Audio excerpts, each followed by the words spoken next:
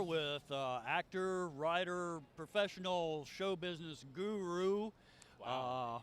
Oh, wow, yeah. Wow. That I've known for 34, 35 years. This is Christopher Sean Flockton. And the middle name as well. Thank you. Yes, sir. You get all three. You remembered.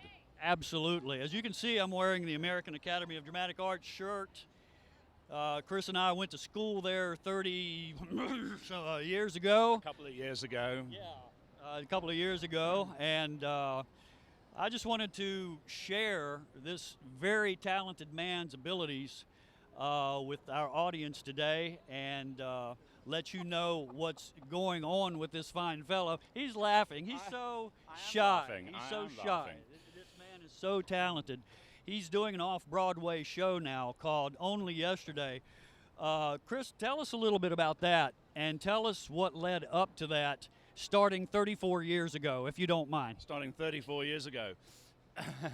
Sure, Jonathan and I did go to school together at the American Academy of Dramatic Arts, and we both had a very distinguished run there, culminating in being thrown out after the first year, which I think really did both of us a lot of good. I was proud of that. I was very proud of that. We were thrown out together. It was sort of a package deal. We were asked to leave. Yes.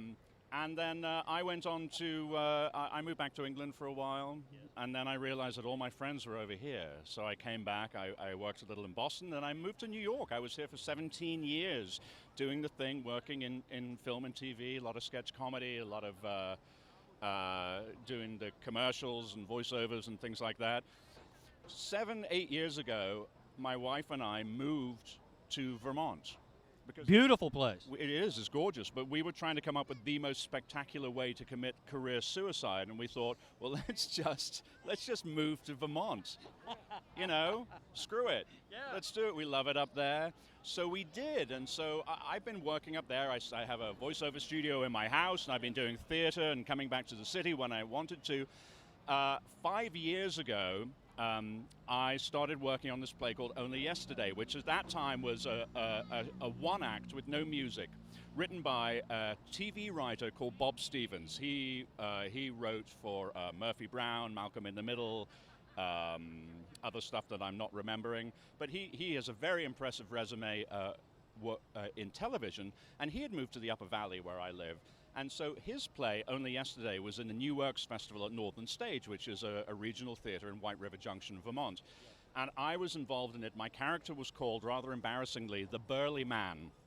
It's sort of Not the girly man. Not the girly man, but the Burly Man. Okay. And it's sort of a composite character. The play's about the Beatles, by the way. It's a composite character of Mal Evans, who was the Beatles' longtime roadie, bouncer, all around, you know, gopher for the whole decade, and him and Neil Aspinall, who did a lot of the same sort of tasks for them, and then the other two people in the play are John and Paul.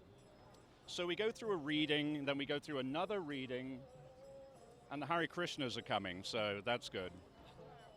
We got that going for us, which is nice. We're doing something right if the Hare Krishnas show up. It's always that. So then it went to, oh, there goes my coffee. It went to another reading, and now it's a longer play, and there's music in it. And John and Paul are recast as these very talented singer-songwriters, Christopher Sears and Tommy Crawford. And then the play goes through another iteration, and now it's a full-length play. And Northern Stage is doing it on its main stage last year. And from there, they decided to transfer it off-Broadway, which is what we're doing now. So it's at 59 East 59 is the name of the theater, coincidentally, also the address. And we're running from now until the end of September. It's a charming, funny, heartfelt look at John and Paul in a way that you've never seen them before. The conceit of the play is that they get sat down by a hurricane in Florida. This actually happened before they played Jacksonville on their first American tour, and they have to spend a couple of nights in this seedy motel in Key West. So what happened in that room over those 2 nights is what this play is about. It's funny, it's sad, it's heartwarming, and there's great music in it. And the burly man, who's now called the road manager, comes in and out and tries to keep these guys from totally going off the rails. So, written by Bob Stevens, masterfully directed by Carol Dunn. Excuse me. With myself, Chris Sears, Tommy Crawford, and a wonderful young actress from Vermont called Olivia Swayze. So now till the end of the month. Excellent. You've got to go see this show. Trust me. Very talented actor. As a matter of fact, I'm sure our audience has heard of this show called Lifestyles of the Rich and Famous. That wasn't me. He has nothing to do with that. Wasn't me. However, that was What's-His-Face. that was What's-His-Face, who was extremely jealous of you and the show that you did. You did a voiceover for that because you've got the most excellent voice I've ever heard. Tell me about that. What was his name? The Lifestyles guy. What was his name? He's dead now. I can't remember what his name was. I did a show starting in 2003, which, yes, the reason we always get compared to Lifestyles is because it's a British guy shouting into a microphone about rich people. And that's basically what it was. The show was for VH1, and it was called The Fabulous Life. That's right. The Fabulous Life of. That's right. And we were doing that show right up through 2015. And in fact, the last season I recorded from my studio in Vermont. But it was the fabulous life of insert rich person here, celebrities, sports people, musicians and such. And it was fantastic. We did 120 episodes. It was broadcast in about 30 countries all around the world. And it was me just saying, Jonathan Reed doesn't just have one necklace, he's got 1,500 of them, and they're made of moon rocks. Listen to that voice. Listen to that voice. It's no wonder that the guy we can't think of was so jealous of you. I can't believe I can't think of his You're name. better looking. You're both English. He was much more famous than I was. He was a lot heavier too, and that says a lot. But at any rate, that was a great run. That was a fantastic run that you had with that. And the residuals you're getting for that. You only do theater for fun now. You're like a multi-millionaire, and this is just for fun, right? Absolutely. Yeah, absolutely. No, that's a complete and utter fiction. I'm working for a living. That's what I do for a living. Complete like and utter fiction. Complete and utter fiction. Theater is my favorite thing in the world.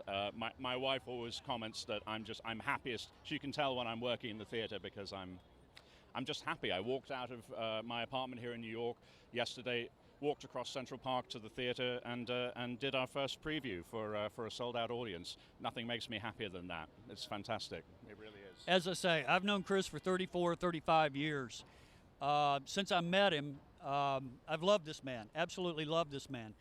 The talent is tremendous. I used to be extremely jealous of your talent. Oh, stop. You were jealous of my looks. I was jealous of your looks and your talent and your accent, but I just love you, man, and I'm so glad we got to do this interview, and the rest of the world gets to see exactly who Christopher Flockton is. One of these days, you're going to say, damn, I wish I had his autograph, and they might want yours too. Yes, absolutely, and you can probably have it. Go to chrisflockton.com and click on how to get Jonathan Reed's autograph. There you go. Say goodnight, Dick. Good night, Dick.